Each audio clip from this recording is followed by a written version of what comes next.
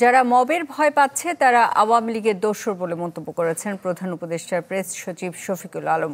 সকালে রাজধানীর তোপখানা রোডে সেন্টার ফর গভর্নেন্স স্টাডিজের আলোচনায় প্রেস সচিব আরও বলেন, আওয়ামী লীগ আমলে সাংবাদিকতা তলানিতে ঠেকেছিল। রেইনবো অ্যাক্রোপ্লাস্টে অ্যাক্রিলিক এমালশন থাকায় মুছে ফেলা যায় যে কোনো দাগ সহজেই। Rainbow paints, colour of joy. নির্বাচন যত ঘনিয়ে আসছে ততই তেতে উঠছে রাজনীতির মাঠ। এতে অংশীজনদের ভূমিকা কি হবে, বিশেষত গণমাধ্যমের আলোচনার কেন্দ্রে আছে সে বিষয়টিও। রাজধানীর সিরডাপ মিলনায়তনে গোলটেবিল বৈঠকেও ঘুরে ফিরে এমন আলাপই চলে।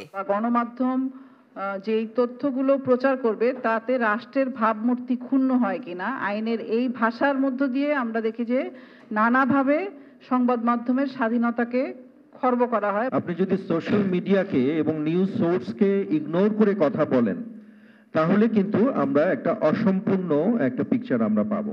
সিজিএস এর এই বৈঠকে অংশ নেয়া বিভিন্ন রাজনৈতিক দল মতের বক্তাদের কণ্ঠে সাংবাদিকতার বস্তুনিষ্ঠতা যেমন উঠে আসে, তেমন বলা হয় কার ইশতেহারে কতটুকু ঠাঁই পাবে বাক স্বাধীনতা।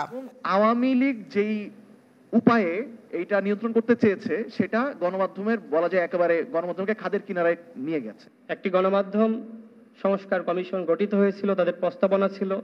সেই প্রস্তাবনাগুলো যদি এই সরকারের আমলে বাস্তবায়ন করা যেত সেটা আমাদের জন্য ভালো হতো। আমরা কথা বলার স্বাধীনতা যেমন চাই, আমরা সমালোচনা করার স্বাধীনতা চাই, সাথে সাথে আবার সমালোচনাটা গ্রহণ করার সংস্কৃতিটাও চাই। প্রেস সচিব বলেন, বর্তমান সরকার কোনো গণমাধ্যমের ত্রুটি চেপে ধরেনি।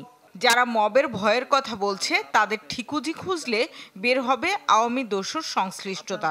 বাংলাদেশে মিস ইনফরমেশন হলে ওইটাকে ট্যাকেল দেওয়া সত্যিকার অর্থে খুবই একটা টাফ। আমরা যেমন স্পিচ রিলেটেড কোনো আমরা কেসই মানে এখন পর্যন্ত নেওয়াই হচ্ছে না। কান চিলে নিয়েছে শুনে চিলের পিছে না দৌড়ে বস্তুনিষ্ঠভাবে কাজ করারও পরামর্শ দেন মূলধারার গণমাধ্যমকে। বা ডিজিটাল সিকিউরিটি অ্যাক্টে। শামীমা সুলতানা, চ্যানেল 24, ঢাকা।